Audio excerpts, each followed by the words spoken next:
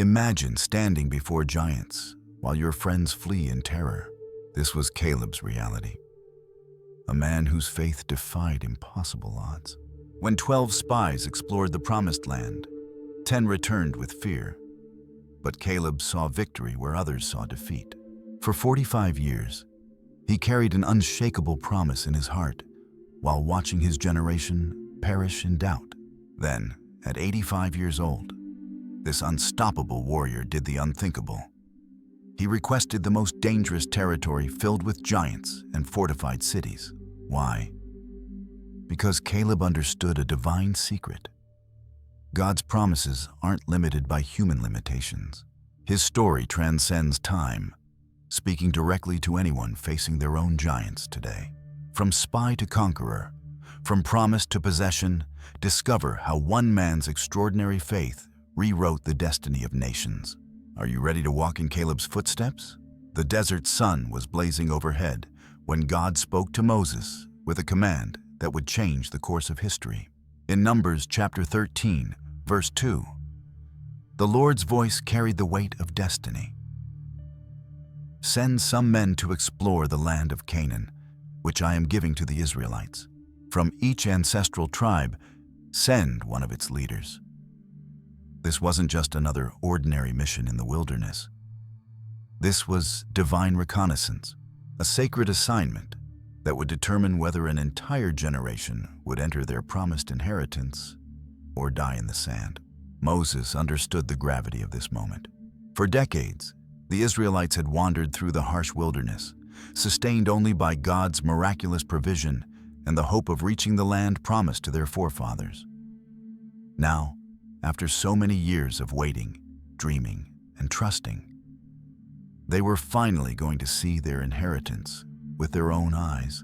The land that Abraham had walked, where Isaac had dug wells and Jacob had wrestled with angels. This sacred territory was about to be explored by 12 chosen representatives. The selection process began with careful deliberation. Moses couldn't just pick anyone for this crucial mission. He needed men of proven courage, unshakable wisdom, and natural leadership abilities. These 12 individuals would carry the hopes and fears of over 2 million people on their shoulders. From each of the 12 tribes of Israel, Moses would choose one representative. Men who had already demonstrated their ability to handle pressure and make sound decisions under the most challenging circumstances. When it came time to select someone from the tribe of Judah, one name emerged above all others: Caleb, son of Jephunneh. Numbers 13:6 officially records his appointment. From the tribe of Judah, Caleb, son of Jephunneh. At this pivotal moment in his life, Caleb had absolutely no idea that his existence was about to take the most dramatic turn imaginable. He was simply a faithful man, deeply committed to serving both his people and his God with unwavering dedication.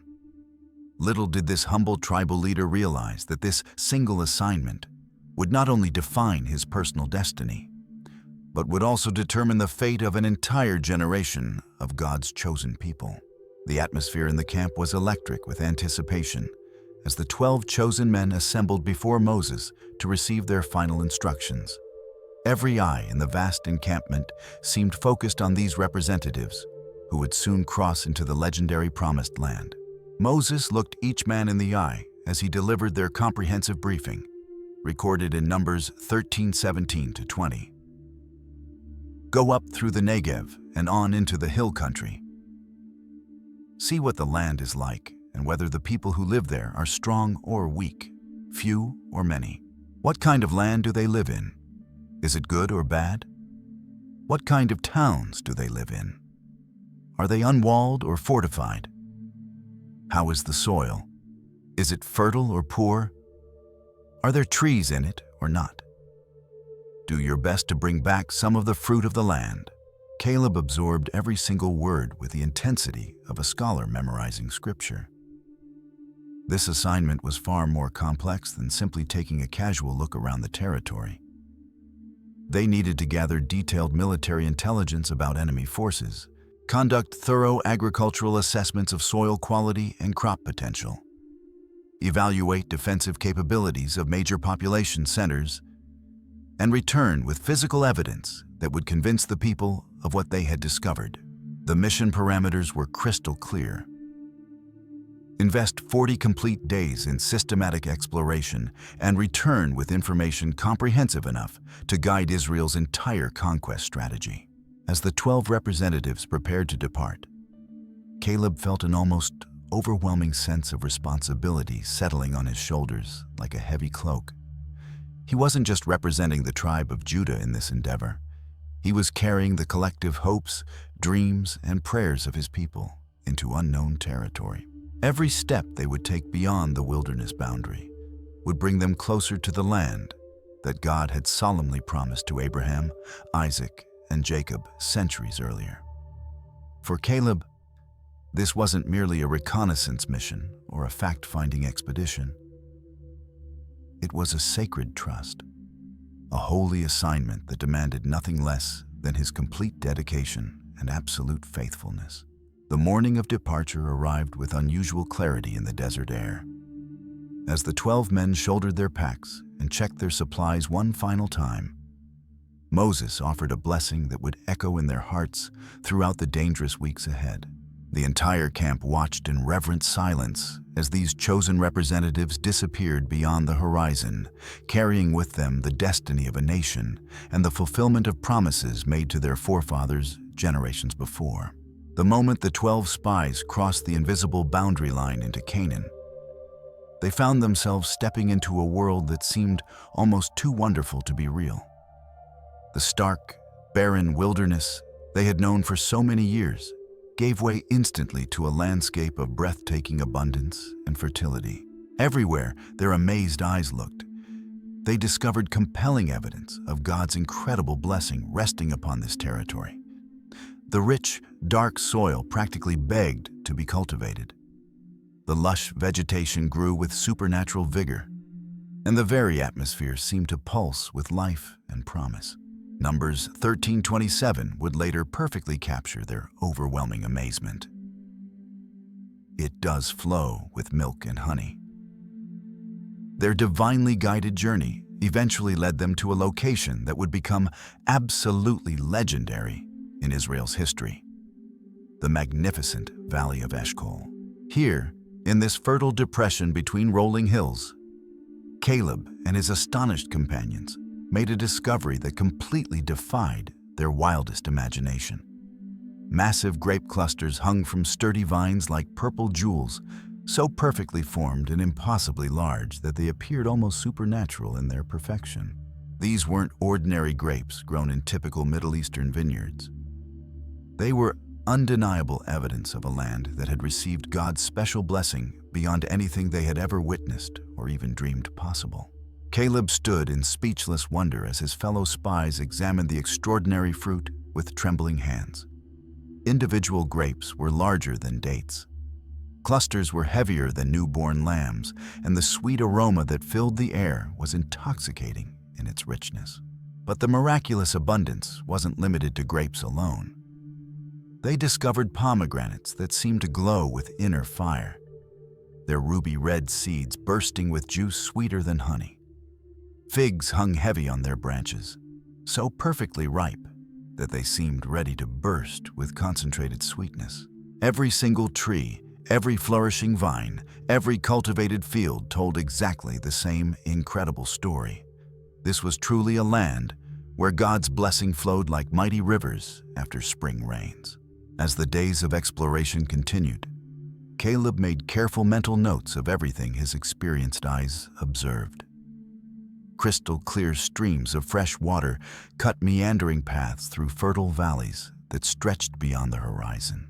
Terraced hillsides were completely covered with mature olive groves and productive vineyards that spoke of centuries of careful cultivation. Fields of grain stretched as far as human sight could reach, their golden waves promising harvests that could feed armies. Date palms heavy with fruit provided natural shade over springs of cool water. This wasn't merely good agricultural land. This was without question the finest, most productive territory that any of them had ever seen in their entire lives. But the land of Canaan held far more than just agricultural wonders and natural abundance. As the 12 spies ventured deeper into the heart of this contested territory, they began encountering the current inhabitants who called this blessed land their home. What they discovered would test their faith, courage, and trust in God's promises to the very foundation of their beings. Numbers 13:28 soberly describes their shocking discovery. But the people who live there are powerful, and the cities are fortified and very large. We even saw descendants of Anak there. The descendants of Anak, the legendary Anakim, were absolutely unlike anything the spies had ever encountered in their extensive travels. These weren't merely tall men or unusually large warriors. They were genuine giants who towered above normal human beings like ancient cedar trees tower above desert shrubs.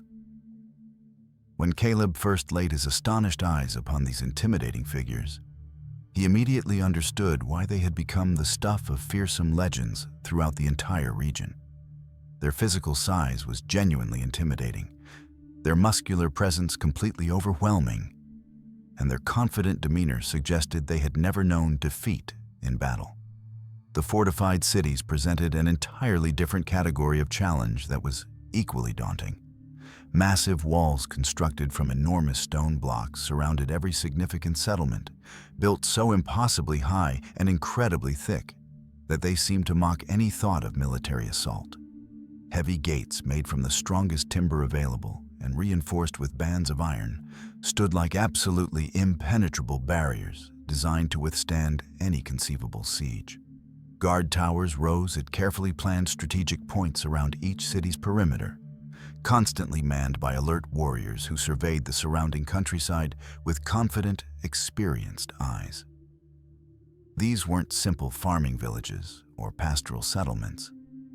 They were sophisticated military fortresses designed and built by people who clearly understood the art of warfare. Caleb studied every defensive detail with the careful attention of an experienced military analyst.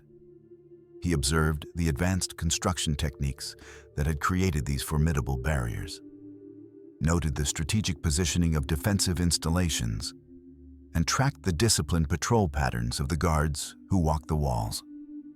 While his rational mind certainly acknowledged the genuinely impressive nature of these human obstacles, something much deeper was stirring powerfully within his spirit. These giants and walls were undeniably real, physically present, and militarily significant. But so was the Almighty God of Israel, who had already demonstrated his power through countless miraculous interventions. As Caleb watched the Anakim going about their daily routines with casual confidence, he found his thoughts focusing not on their intimidating physical size, but on the unlimited power of the God who had already promised this land to Abraham's descendants. After completing 40 days of the most thorough exploration any of them had ever conducted, the time finally came for the 12 representatives to return to the anxiously waiting Israelite camp. They had systematically gathered all the detailed intelligence that Moses had specifically requested, but they recognized the absolute necessity of bringing back concrete, undeniable proof of everything they had witnessed during their remarkable journey. Numbers 13:23 provides us with exact details of their solution. When they reached the valley of Eshcol, they cut off a branch bearing a single cluster of grapes. 2 of them carried it on a pole between them, along with some pomegranates and figs. The incredible sight of 2 strong, grown men struggling under the weight of a single cluster of grapes was something that would be burned into the memory of everyone who witnessed it. Caleb personally helped secure the massive, swaying fruit to a sturdy carrying pole, marveling once again at its extraordinary size and surprising weight. This wasn't simply fruit they were transporting back to camp. This was living, tangible proof that God's ancient promises to their forefathers were absolutely real and completely reliable. Every individual grape on that enormous purple cluster served as a sweet testimony to the incredible abundance that was waiting for Israel in their divinely appointed new home. As the 12 men made their careful way back through the harsh wilderness terrain, they created quite an amazing spectacle that drew attention from every direction. The massive grape clusters swayed rhythmically between its two struggling carriers, catching and reflecting the bright desert sunlight, while drawing amazed stares and excited comments from anyone they happened to encounter along their route. Word of their return spread like wildfire through the vast encampment, and eager crowds began gathering along their expected path of approach, everyone desperate to catch the first glimpse of what these representatives had brought back from the legendary Promised Land. When the 12 spies finally arrived at the camp's central area, thousands upon thousands of eager, upturned faces pressed forward from every direction, hoping to see what physical evidence they had managed to bring back from their mysterious journey.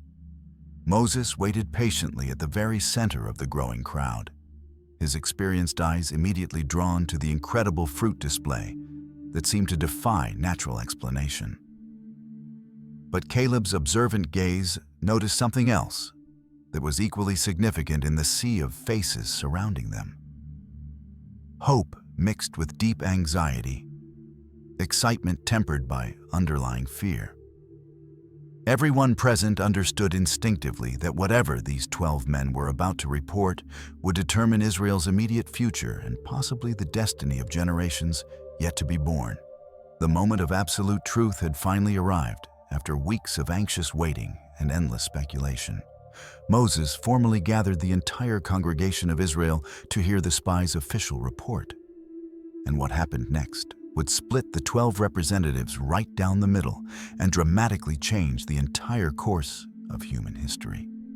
Numbers 13:26-28 carefully records the beginning of their fateful testimony. They came back to Moses and Aaron and the whole Israelite community at Kadesh in the desert of Paran. There they reported to them and to the whole assembly and showed them the fruit of the land. They gave Moses this account. "We went into the land to which you sent us, and it does flow with milk and honey. Here is its fruit. But the people who live there are powerful, and the cities are fortified and very large. We even saw descendants of Anak there." 10 of the 12 spies immediately began painting a terrifying picture of completely impossible military odds and certain disaster.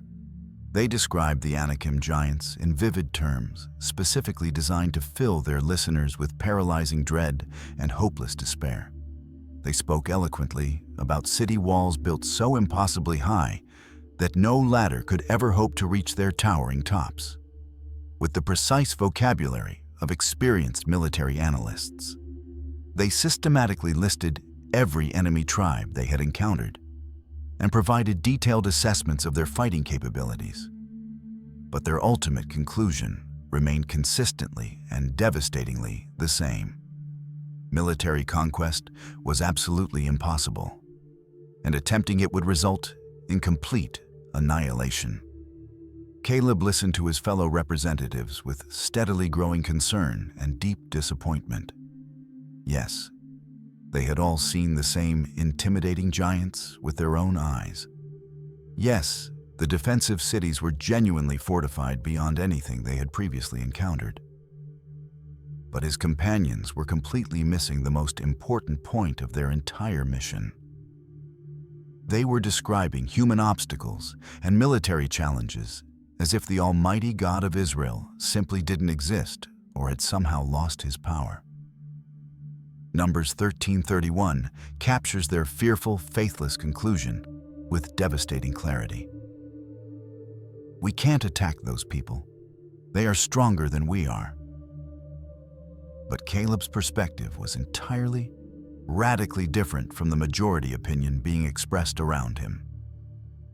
While 10 frightened men focused exclusively on human problems and earthly obstacles, Caleb kept his spiritual focus firmly fixed on the divine promise keeper who had never failed them. He had walked through that blessed land for 40 complete days, and every single step of that journey had powerfully confirmed God's absolute faithfulness to his covenant people. The same Almighty God who had miraculously parted the Red Sea, faithfully provided manna in the barren wilderness, and spoken with thunderous authority from Mount Sinai, was certainly more than capable of handling a few oversized men and some impressive stone walls. The massive crowd was rapidly beginning to panic as fear spread through the assembly like a raging wildfire. Terror was being systematically cultivated by the negative report of the 10 spies who seemed determined to focus only on obstacles and impossibilities. But Caleb simply couldn't stand by and listen to this faithless assessment any longer. Numbers 13:30 tells us exactly what happened at this crucial moment. Then Caleb silenced the crowd before Moses and said, "We should go up and take possession of the land, for we can certainly do it." His powerful voice cut through the growing hysteria and mounting panic like a sharp sword piercing through darkness. Every single eye in that vast assembly turned immediately toward this bold man from the tribe of Judah who dared to publicly contradict the majority opinion being expressed by his fellow spies. Caleb stood tall and confident in the center of the crowd, his unwavering faith evident in every carefully chosen word he spoke and every gesture he made. He had personally seen exactly the same intimidating giants, the same impressive defensive walls, and the same well-organized enemy armies that his companions had described. But his ultimate conclusion was radically, completely different. "We should go up and take possession of the land, for we can certainly do it."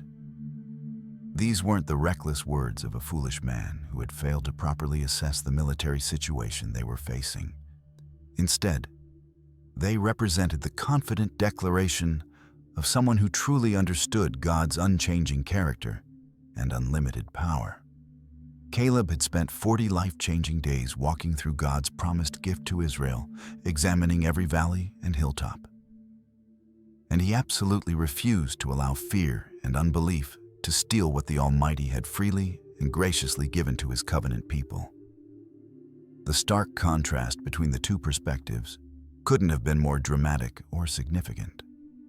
10 voices unanimously declared the situation absolutely impossible.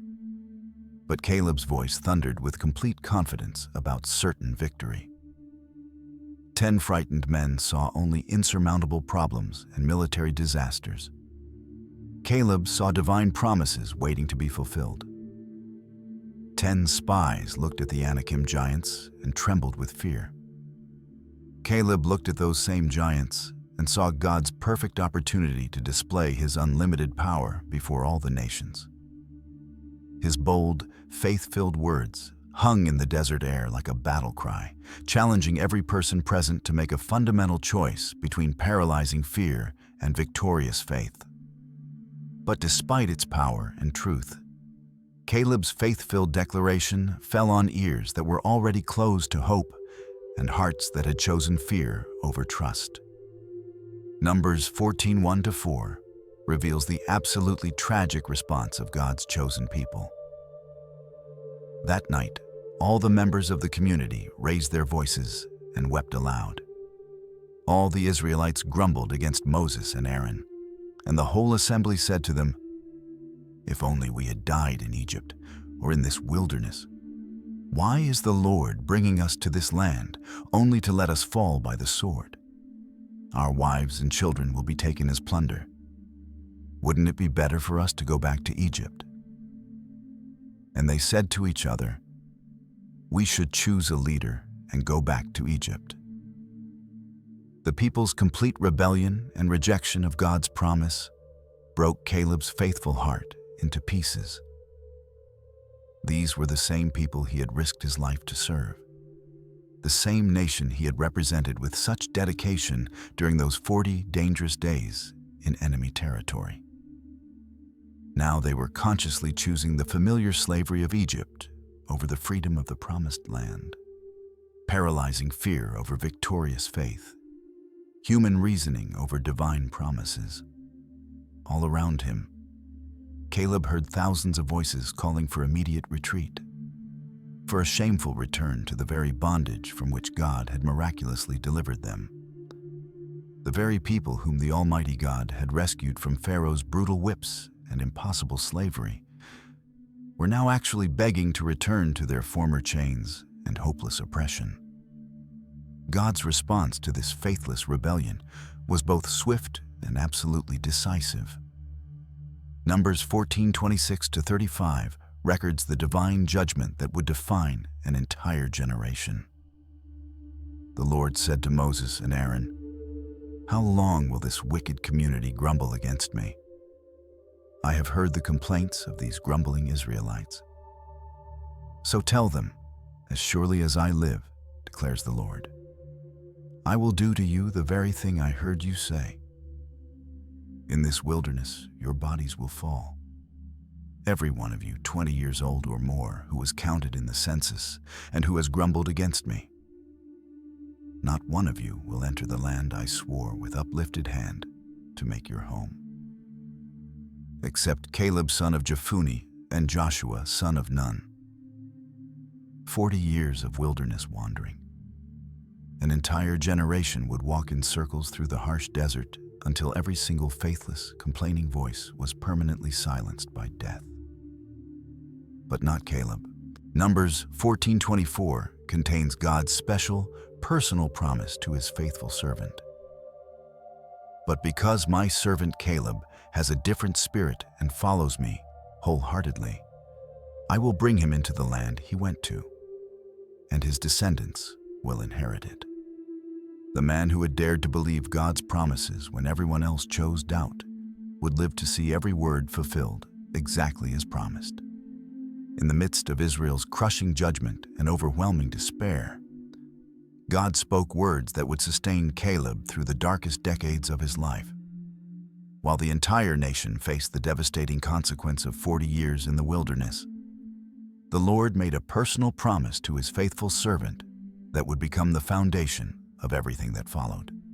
Numbers 14:24 carries the divine assurance that would become Caleb's anchor of hope through every storm. But because my servant Caleb has a different spirit and follows me wholeheartedly, I will bring him into the land he went to, and his descendants will inherit it. These weren't just comforting words spoken in a moment of crisis to ease the pain of national judgment. They were God's unbreakable covenant with a man who had dared to believe when everyone else chose fear over faith. The Almighty had looked deep into Caleb's heart and seen something extraordinary that set him apart from his entire generation. A different spirit, a wholehearted devotion that burned like an eternal flame even in the face of impossible circumstances.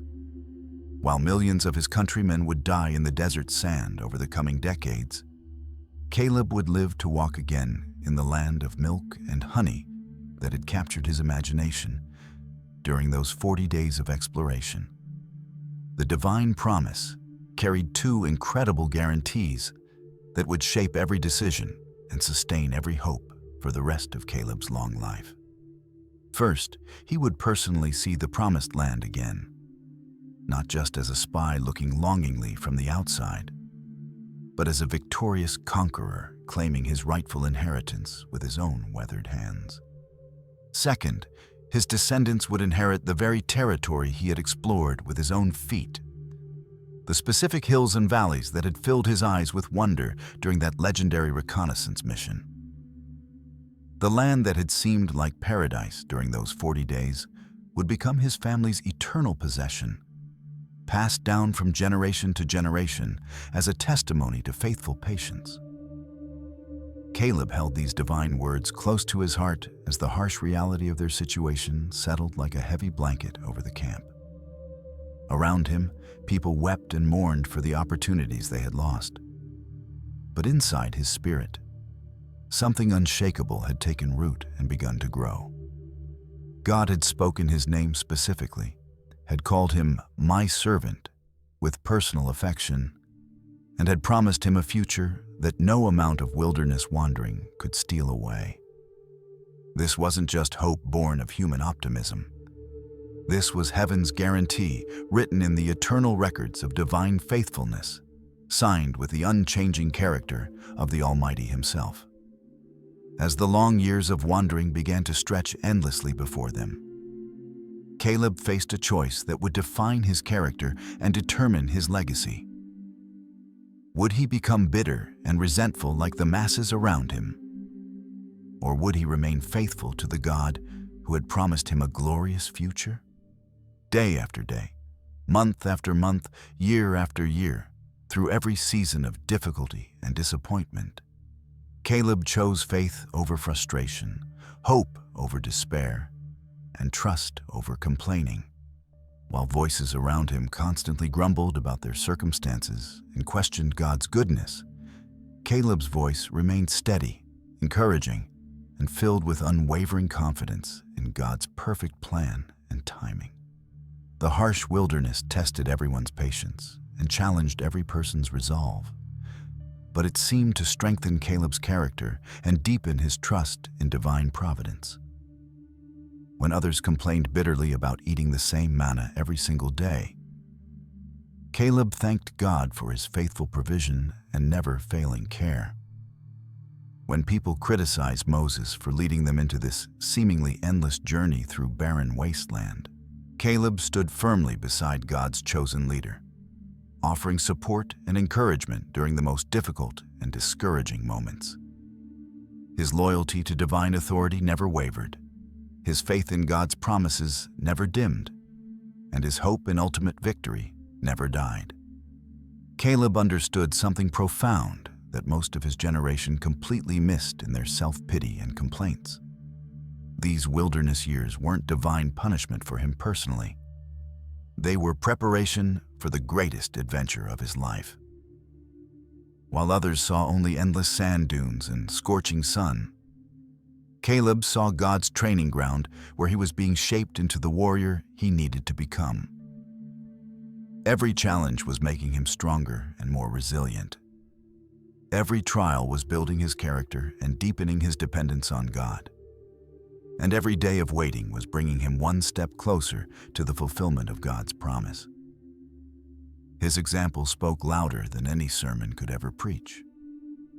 Young men throughout the camp watched carefully how Caleb handled disappointment with grace and dignity, how he faced hardship with courage and determination, and how he treated difficult people with patience and kindness. Women observed how he honored his wife and family, even in the harsh desert conditions, maintaining his role as provider and protector despite the challenging circumstances. Children were fascinated by how he never lost his joy and infectious optimism, never stopped believing in God's goodness, and never gave up on the promises that seemed so far away. In a generation marked by constant complaints and repeated rebellion, Caleb shone like a bright star in the darkness, pointing others toward faith and hope. The wilderness years were marked by divine judgments that fell like devastating hammer blows upon the rebellious generation, each one serving as a sobering reminder that God's patience with persistent disobedience had very real limits. Caleb watched in genuine sorrow as plague after plague swept through the camp like wildfire, taking the lives of those who had consistently chosen unbelief over faith and rebellion over obedience. Numbers 16:49 records one such devastating judgment that shook the entire nation. But 14,700 people died from the plague, in addition to those who had died because of Korah. Each deadly outbreak served as a grim but necessary reminder that the holy God of Israel would not tolerate indefinite rebellion against His authority and purposes. During the famous rebellion led by Korah against Moses' divinely appointed authority, Caleb stood firmly with the man God had chosen to lead them through the wilderness. While 250 prominent men offered unauthorized incense in direct defiance of God's established order and were instantly consumed by fire from heaven, Caleb remained safely in Moses' camp, protected by his unwavering loyalty to God's appointed leadership structure. When the earth miraculously opened its mouth and swallowed Korah's entire family alive, along with their tents and possessions, Caleb witnessed firsthand the terrifying power of divine justice against those who dared to challenge God's established order and authority. The bronze serpent incident brought yet another wave of death and destruction sweeping through the camp like an unstoppable flood. Numbers 21:6 tells us with stark clarity, "Then the Lord sent venomous snakes among them. They bit the people, and many Israelites died." While others had complained bitterly about their food and spoken boldly against both God and Moses, Caleb had remained consistently grateful for God's provision and faithful to his leaders. When the deadly serpents came slithering through the camp with their fatal venom, he was supernaturally protected from their bite by his continued trust in the Lord's wisdom and provision. Year after year, decade after decade, Caleb watched his peers and contemporaries fall to various divine judgments, military conflicts, and natural deaths. The 10 men who had spread the evil report about the promised land died of plague immediately after their faithless testimony. Others perished in battles against enemy tribes, in various rebellions against divine authority, and through direct divine interventions that demonstrated God's holiness. Each funeral served as a sobering reminder that God's word was being fulfilled exactly as he had spoken it. An entire generation was slowly but surely passing away in the wilderness, just as the Lord had solemnly declared in his righteous judgment. But Caleb remained strong and healthy, sustained by God's special promise and protected by his unwavering faith in divine faithfulness. As the older generation gradually died off and passed into history, a completely new generation of Israelites grew up in the harsh wilderness conditions. Young people who had never personally known the bitter slavery of Egypt, never seen the Red Sea part in miraculous deliverance, and never trembled in fear at the thunderous voice of God speaking from Mount Sinai. These energetic young warriors desperately needed someone to teach them about God's incredible faithfulness throughout Israel's history, someone to prepare them mentally and spiritually for the battles that lay ahead. Caleb naturally became that mentor, that vital bridge between the faithless past and the victorious future that God had promised. Around evening campfires under the brilliant desert stars, Caleb would regularly gather the young men and tell them vivid stories of God's miraculous power throughout Israel's journey. He described in careful detail how the Lord had parted the Red Sea with a mighty east wind, how manna appeared fresh every morning like dew on the ground, and how water had flowed abundantly from rocks in the desert when the people were dying of thirst. But most importantly, he told them about the promised land with all its incredible wonders, the extraordinary fertility of the soil, the amazing abundance of every harvest, and the absolute certainty of victory when they trusted completely in God's strength rather than relying on their own limited abilities. These eager young warriors hung on every word as Caleb shared the hard-won lessons he had learned during his 40 days of dangerous exploration behind enemy lines.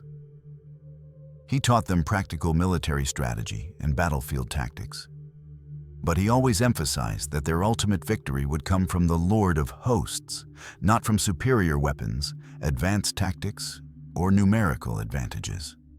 He showed them how to read the land for tactical advantages, how to assess enemy positions and defensive capabilities, and how to move as a unified force under divine leadership and protection. Caleb's comprehensive training went far beyond military preparation and battlefield strategy. He taught them about maintaining faith under extreme pressure, about preserving hope during the darkest and most discouraging times, and about the critical importance of wholehearted devotion to God's purposes. These young men had grown up watching the devastating consequences of their parents' persistent unbelief and rebellion, and they were absolutely determined not to repeat the same tragic mistakes that had cost their families 40 years in the wilderness. Under Caleb's patient guidance and wise instruction, They developed the courage and confidence they would desperately need to conquer the land that their parents had been too afraid to enter. While his entire generation aged rapidly and weakened steadily under the harsh desert conditions, something absolutely remarkable was happening to Caleb that defied natural explanation. Instead of being worn down and broken by 40 years of wilderness living, he seemed to grow stronger and more vigorous with each passing year. The same relentless sun that aged others prematurely tanned his skin to leather-like toughness that could withstand any weather. The same daily hardships that broke others completely built his endurance to extraordinary levels that amazed everyone around him. The same trials that weakened others physically and emotionally deepened his trust in God's sustaining power and strengthened his resolve to claim his inheritance. Caleb's physical conditioning became absolutely legendary throughout the vast camp, inspiring younger men and confounding the skeptics. At an age when most men were naturally slowing down and seeking comfortable retirement, he could still outwork warriors half his age, outmarch seasoned soldiers with decades of experience, and outlast men who should have been in their physical prime.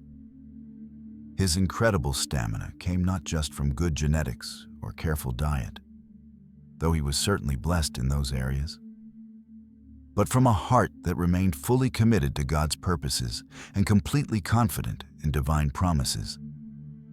He understood that the Lord was supernaturally preserving his strength for the battles ahead, and he treated his body as a sacred temple being carefully prepared for holy service. His spiritual strength was even more impressive and inspiring than his remarkable physical vitality. While others grew increasingly cynical and bitter from decades of disappointment and unfulfilled expectations, Caleb's faith remained fresh and vibrant, burning as brightly as it had in his younger years. He continued to believe God's promises with the same passionate intensity he had shown as a young spy standing before the congregation. His prayers were consistently filled with expectation and confidence. His worship was genuine and heartfelt, and his trust in God's perfect timing never wavered, even when the waiting seemed endless and the promises seemed impossibly distant. The secret of Caleb's remarkable endurance lay entirely in his unique perspective on their circumstances. He absolutely refused to see these wilderness years as wasted time or cruel divine punishment for sins he hadn't committed.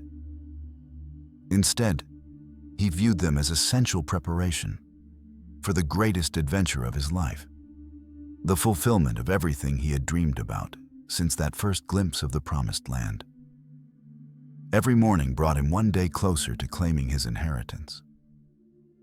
Every challenge made him more ready for the conquest ahead. Every year of patient waiting increased his appreciation for God's faithfulness and strengthened his determination to possess everything that had been specifically promised to him by name. When the inevitable time came for Moses to pass the heavy mantle of leadership to a younger man, Caleb was right there to support the crucial transition with all his influence and wisdom. Joshua, his fellow spy and partner in faith through 4 decades of wilderness wandering, had been specifically chosen by God to lead Israel into the promised land and oversee the conquest. Numbers 27:18-19 records Moses' formal appointment ceremony.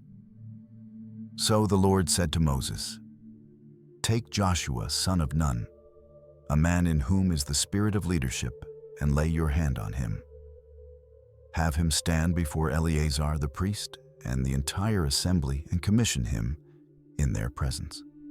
Caleb understood better than anyone else in the camp why God had chosen Joshua for this absolutely crucial role in Israel's history. They had stood together, shoulder to shoulder against the 10 faithless spies, had shared the heavy burden of being the only voices of faith in a generation consumed by fear, and had supported each other through 4 decades of wilderness wandering when hope seemed impossible to maintain. Joshua possessed the same different spirit that God had specifically praised in Caleb, a wholehearted devotion to divine purposes that made him the perfect leader for the massive conquest ahead. As Joshua gradually began to take on more leadership responsibilities and prepare for his new role, Caleb became his strongest supporter and most trusted advisor throughout the transition. The older warrior freely shared his extensive knowledge of Canaanite military tactics, defensive positions throughout the land, and detailed territorial layouts that he had memorized during his reconnaissance mission. He helped Joshua develop comprehensive strategies for crossing the Jordan River, conquering heavily fortified cities, and eventually dividing the land-conquered land fairly among all 12 tribes. Their partnership was built on deep mutual respect, shared faith in God's promises, and common commitment to God's purposes for their nation. Caleb's public endorsement carried enormous weight throughout the camp and helped establish Joshua's credibility as the new leader. The younger generation had watched Caleb remain faithful through every conceivable trial, had seen him maintain his strength and vision through 4 decades of seemingly endless waiting, and had heard him consistently proclaim God's promises with unwavering confidence, even when circumstances seemed hopeless. When Caleb publicly supported Joshua's leadership and urged the people to follow their new commander, it gave Joshua instant credibility and helped unite the entire nation behind their divinely appointed leader. The 2 men who had dared to believe God's promises 40 years earlier were now perfectly positioned to lead Israel into the fulfillment of those promises. After 4 long decades of patient waiting and faithful endurance, the moment that Caleb had dreamed about for nearly half his lifetime had finally arrived. Standing on the eastern bank of the Jordan River, with hundreds of thousands of his fellow Israelites, Caleb looked across the flowing water at the land he had explored as a young spy so many years before. The same hills where he had walked in wonder, the same fertile valleys where he had marveled at God's incredible abundance, the same contested territories where he had seen intimidating giants. All of it lay before him once again, ready to be possessed by faith and conquered by divine power. Joshua had given the priests very specific instructions for this historic crossing that would mark Israel's entry into their inheritance. Joshua 3:15-16 describes exactly what happened when faith met divine power. Now the Jordan is at flood stage all during harvest. Yet as soon as the priests who carried the ark reached the Jordan and their feet touched the water's edge, the water from upstream stopped flowing. It piled up in a heap a great distance away at a town called Adam in the vicinity of Zarethan, while the water flowing down to the Sea of the Arabah, that is, the Dead Sea, was completely cut off. So the people crossed over opposite Jericho. Caleb watched in absolute amazement as the mighty Jordan River, swollen far beyond its normal banks with dangerous spring floods, suddenly stopped flowing as if controlled by an invisible hand. The rushing water piled up like massive walls on either side of the riverbed, creating a completely dry path through what moments before had been a raging torrent. This was no mere coincidence or fortunate timing. This was unmistakable divine confirmation that the same God who had delivered them from Egyptian slavery at the Red Sea was now bringing them into their long-awaited inheritance, exactly as he had promised. As Caleb's weathered feet touched the dry ground of the Jordan riverbed for the first time, emotions flooded through his heart that he had kept carefully controlled for 4 decades. This was really happening after so many years of waiting. God's ancient promise was being fulfilled exactly as he had spoken it to a faithful spy who had dared to believe. The land that had seemed lost forever because of his generation's unbelief was now within reach of his outstretched hand. At 79 years old, after waiting longer than most people live entire lifetimes, Caleb was finally crossing into his destiny and approaching the fulfillment of everything he had hoped for. Behind him walked the new generation of Israelites that he had helped train and prepare. Young warriors ready for battle, families excited to build new lives in freedom, children who would grow up in the promised land rather than wilderness wandering. Caleb had personally invested in preparing many of these people for this historic moment. Now, as they crossed together into the land of promise, he could see clearly that his 4 decades of faithfulness had been worth every difficult day of waiting. As the Israelites established their first permanent camp in the Promised Land at Gilgal, Caleb felt the familiar surge of energy and anticipation that had sustained him through 40 years of patient waiting.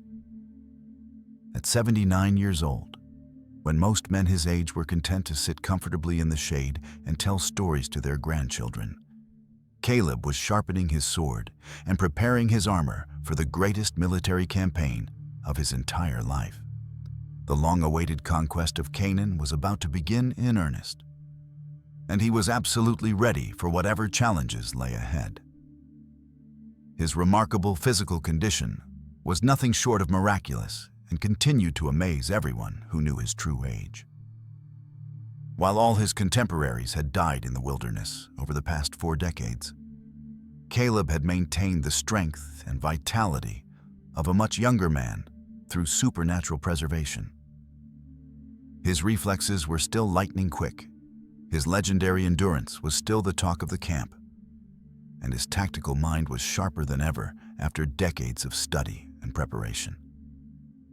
God had clearly preserved him, and not just to enter the Promised Land as a passive observer, but to fight for it actively, to conquer it personally, and to claim his specific inheritance with his own weathered but capable hands. The younger warriors looked to Caleb with a unique mixture of deep respect and genuine amazement. Here was a living legend who personally remembered the giants they were about to face in battle, who had walked through the very cities they were now preparing to conquer, and who possessed 4 decades of additional wisdom and experience that no one else could claim.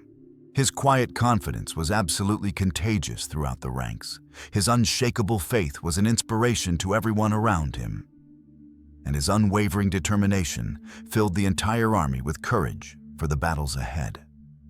Caleb spent his days preparing for the coming battles with the same methodical and thorough approach he had used during his wilderness years. He studied detailed maps of the terrain, planned comprehensive strategies for various scenarios, and consulted regularly with Joshua about the upcoming campaigns and their specific objectives. But underneath all the careful military preparation and strategic planning, his heart was focused on one specific goal that had sustained him through decades of waiting: claiming the mountain region of Hebron where the giants lived. That challenging territory would be his inheritance, his personal reward for 44 years of unwavering faith in God's promises. He was ready to fight for it with everything he had, ready to drive out the enemies who had occupied it for so long, and ready to possess the land that God had specifically promised to him and his descendants forever. The conquest of Canaan was well underway when Caleb made his way to Joshua's tent with a request that had been burning in his heart for 45 long years. At 85 years old, this weathered warrior carried himself with the confidence of a man half his age, his eyes bright with anticipation for what he was about to ask. Joshua 14:6-7 records the beginning of their historic conversation.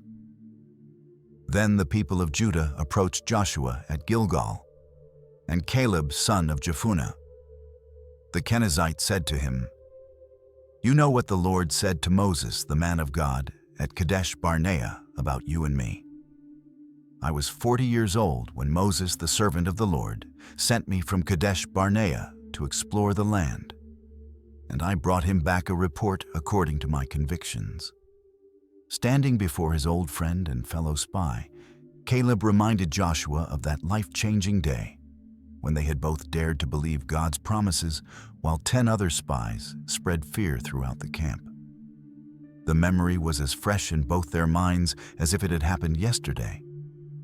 The massive grape cluster, the intimidating giants, the fortified cities, and most importantly, the divine promise that had sustained them through decades of wilderness wandering. Caleb's voice carried the weight of decades as he spoke, but also the excitement of a man who knew his moment had finally come. Joshua listened carefully as Caleb continued his reminder, recorded in Joshua 14:8-9. But my fellow Israelites who went up with me made the hearts of the people melt in fear. I, however, followed the Lord my God wholeheartedly. So on that day, Moses swore to me, "The land on which your feet have walked will be your inheritance and that of your children forever, because you have followed the Lord my God wholeheartedly." These weren't just words from an old man reliving past glory. This was a faithful servant claiming a divine promise that had been guaranteed by God Himself through Moses. The specific promise Caleb was referring to carried enormous significance for both men. While the other spies had focused on obstacles and impossibilities, Caleb had walked through the promised land with eyes of faith, seeing not just what was, but what God intended to accomplish through His people. Now, after 45 years of waiting, preparation, and faith, Caleb was ready to claim the specific territory that God had promised would belong to him and his descendants forever. What Caleb said next would have been laughable coming from any other 85-year-old man. But Joshua knew his friend well enough to take every word seriously. Joshua 14:10-11 records Caleb's remarkable declaration. "Now then, just as the Lord promised, He has kept me alive for 45 years since the time He said this to Moses, while Israel moved about in the wilderness. So here I am today, 85 years old. I am still as strong today as the day Moses sent me out. I'm just as vigorous to go out to battle now as I was then." The audacity of this statement was breathtaking.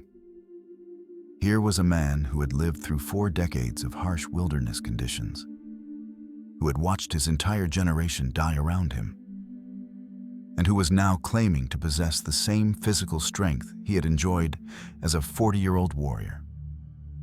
But Joshua could see the truth of Caleb's words written in his posture, his clear eyes, and his unwavering confidence. This wasn't the boasting of an old man trying to recapture his youth. This was the testimony of someone who had been supernaturally preserved by God for this very moment. Caleb's vitality wasn't just physical. It was spiritual and emotional as well. While other men his age would have been content to rest and enjoy their remaining years in peace, Caleb burned with the same passion for God's purposes that had sustained him since his youth. His strength wasn't fading with age. If anything, it seemed to be growing stronger as he approached the fulfillment of God's promise. The fire in his eyes was unmistakable as he spoke of going into battle against enemies that had terrorized younger warriors. Joshua marveled at his friend's condition, knowing that this kind of preservation could only come from the hand of God. Caleb stood before him as living proof that the Lord keeps His promises and sustains those who follow Him wholeheartedly. At an age when most men were preparing for death, Caleb was preparing for the greatest battle of his life, and his confidence was absolutely contagious. But Caleb wasn't asking for just any piece of land. He was requesting the most dangerous and difficult territory in all of Canaan. Joshua 14:12 captures the boldness of his request. "Now give me this hill country that the Lord promised me that day. You yourself heard then that the Anakites were there and their cities were large and fortified. But, the Lord helping me, I will drive them out just as He said." This wasn't the request of a man seeking an easy retirement. This was the challenge of a warrior who wanted to face the very enemies that had struck terror into the hearts of his generation. The hill country around Hebron was where the descendants of Anak lived. The same giants who had caused 10 spies to tremble with fear 45 years earlier. These weren't ordinary enemies. They were legendary warriors whose very names had become synonymous with impossible odds and certain defeat. Most military commanders would have assigned this territory to their youngest, strongest warriors. Yet, here was an 85-year-old man volunteering to take on the challenge that no one else wanted. Caleb's choice was deliberate and deeply personal. This was the land he had walked through as a young spy, the territory where he had first seen these giants and recognized that God was greater than any human obstacle. While others had looked at the Anakim and seen defeat, Caleb had looked at them and seen an opportunity for God to display his power. Now, after decades of waiting, he was ready to prove that faith in God could overcome any enemy, no matter how intimidating they might appear. The strategic importance of this request wasn't lost on Joshua. Hebron was a key stronghold in the southern part of the land, and whoever controlled it would have significant influence over the entire region. By volunteering to conquer this crucial but dangerous territory, Caleb was offering to solve one of Joshua's most difficult military problems, while simultaneously claiming his promised inheritance. Joshua's response was immediate and wholehearted. He recognized the faith, courage, and determination that motivated his old friend's request, and he was more than happy to grant it. Joshua 14:13-14 records his decision. Then Joshua blessed Caleb son of Jephunneh and gave him Hebron as his inheritance. So Hebron has belonged to Caleb son of Jephunneh the Kenizzite ever since, because he followed the Lord, the God of Israel, wholeheartedly. This wasn't just a military assignment. It was the official recognition of God's promise and Caleb's faithfulness. The blessing Joshua pronounced over Caleb carried the full weight of his authority as Israel's leader and God's chosen commander. This was more than just permission to attack Hebron. It was divine endorsement of Caleb's faith and an official acknowledgement that this territory rightfully belonged to him. Joshua understood that he was witnessing the fulfillment of a promise that had been made by God himself through Moses decades earlier. The formal allocation of Hebron to Caleb represented a pivotal moment in Israel's conquest of the Promised Land. Here was living proof that God's promises never fail, and that those who follow him wholeheartedly will always receive what he has promised them. Caleb's inheritance wasn't just about real estate. It was about the faithfulness of God and the reward that comes to those who trust him completely. Joshua's decision also demonstrated his own wisdom as a leader. By granting Caleb's request, he was putting one of Israel's most experienced and faithful warriors in charge of conquering a crucial stronghold. He knew that if anyone could successfully drive out the Anakim, it would be the man who had never stopped believing in God's power to give them victory over any enemy. With Joshua's blessing secured, Caleb immediately began preparing for the military campaign that would claim his inheritance. This wasn't going to be a simple occupation of empty territory. It would require careful planning, strategic thinking, and coordinated attacks against well-fortified positions held by experienced warriors. Caleb approached this challenge with the same methodical preparation that had characterized his entire life of faithfulness. The mountain warfare required specialized tactics and equipment. Caleb studied the terrain carefully, identifying the best routes of approach and the most vulnerable points in the enemy's defenses. He knew these hills intimately from his reconnaissance mission 45 years earlier, and that knowledge gave him significant advantages in planning his attack. Every ridge, every valley, every water source was mapped in his mind as he developed his comprehensive strategy. Caleb didn't attempt this conquest alone. He rallied his family members and fellow warriors from the tribe of Judah, sharing his vision and confidence with men who had watched his faithfulness for decades. These weren't just soldiers following orders. They were believers who had seen God's power demonstrated through Caleb's life and were ready to follow him into battle against impossible odds. His leadership inspired them to attempt what seemed impossible. The preparation phase revealed Caleb's wisdom and experience as a military commander. He understood that victory would require more than just courage and determination.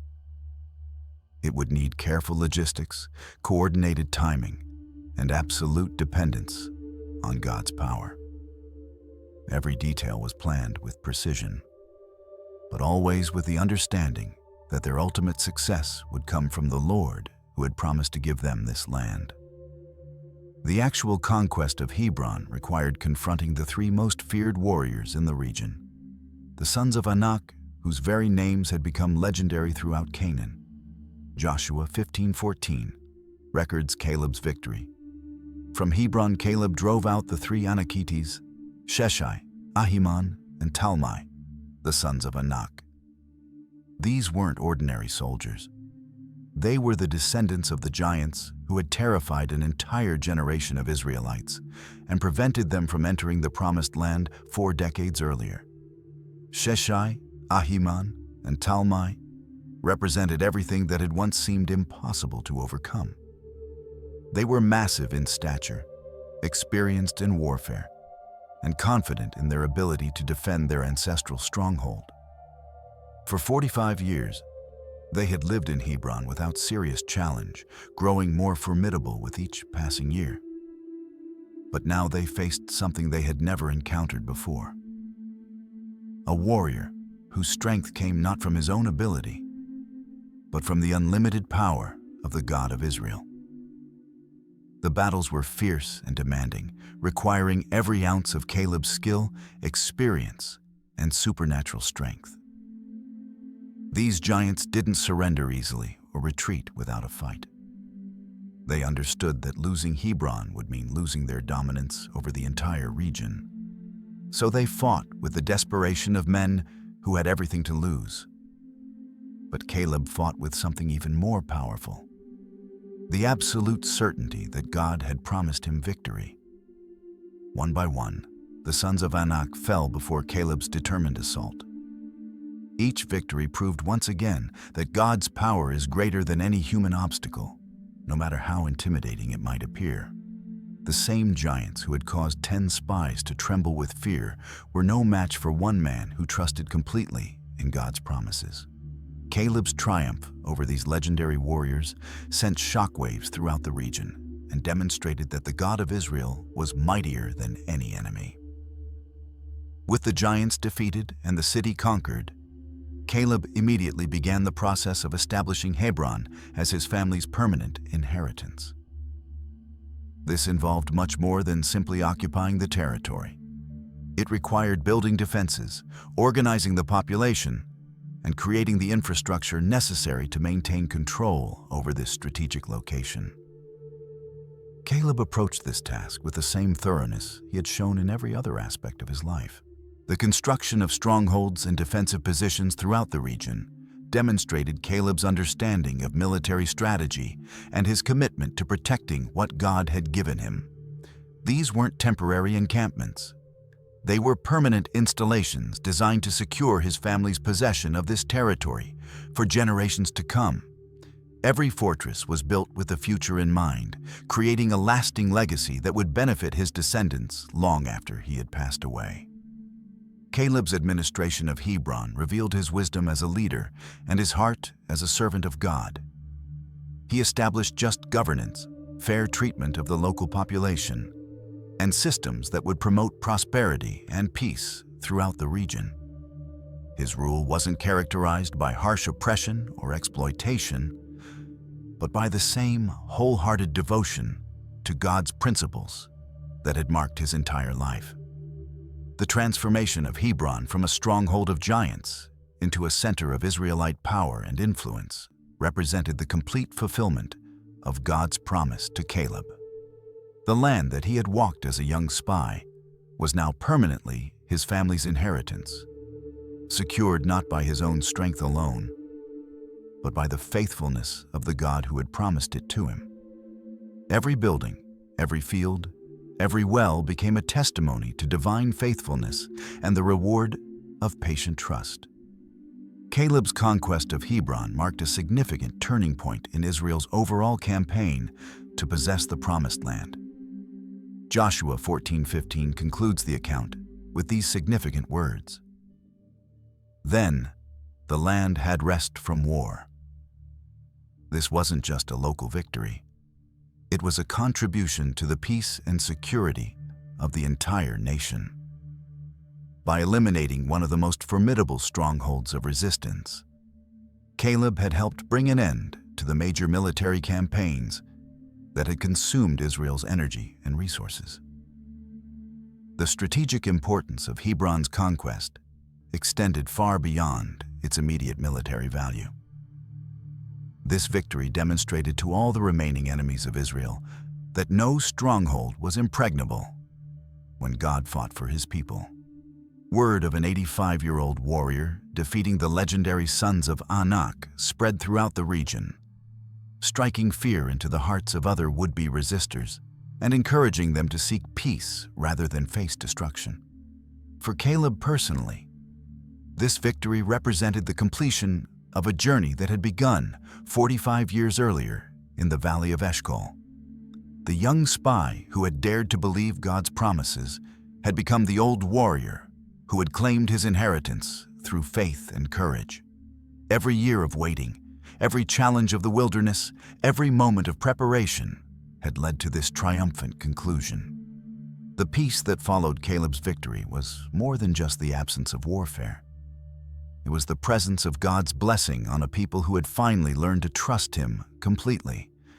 Caleb's example had shown an entire generation that wholehearted faith in God's promises always leads to victory, no matter how impossible the circumstances might appear or how long the waiting might last.